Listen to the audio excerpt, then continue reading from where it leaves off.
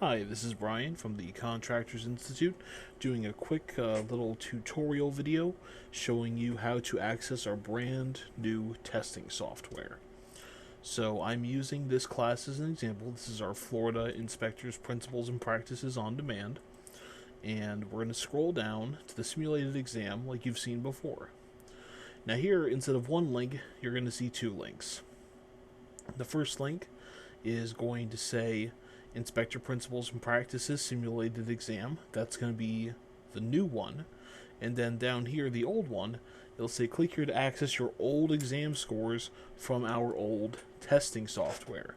So if you ever wanted to go through and look at some of your old exams, you can go ahead and look at them there.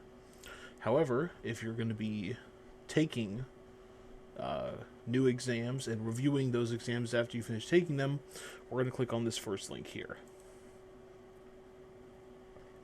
So the way that this works is we see the title of the exam, the time limit, and we see how many attempts we've done. Now I've already done this once just as sort of just to test things out, and we can see that I finished yesterday with a score of 4%. But we're going to go ahead and we're going to reattempt. So we're going to click reattempt quiz, and it's going to tell us that we have a time limit. And am I sure I want to start? And I'm going to say yes, and we're going to start the attempt.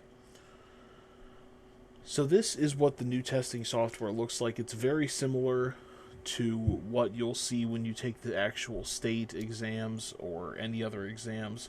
One question at a time with the ability to flag questions.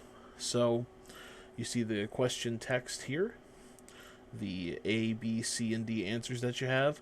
Now the really cool thing is our ability to flag questions. So how many members of the Construction Industry Licensing Board must be state certified contractors? I'm not sure, but what we're going to do is we're going to flag this question, and it turns the flag red. And we're going to go ahead, keep going, answer a few of these, flag a couple more,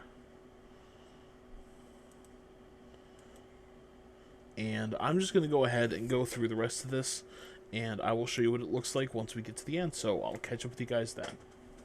Okay, so here we are on question 50, which will be the last one of the exam, and I'm not too sure about this one either, so we're just going to go ahead and flag it, and we're going to hit next. And this is what it'll look like before you can actually submit your exam for grading. So we can see that we have all of these questions that have been flagged, and it'll tell you whether or not you actually answered the question.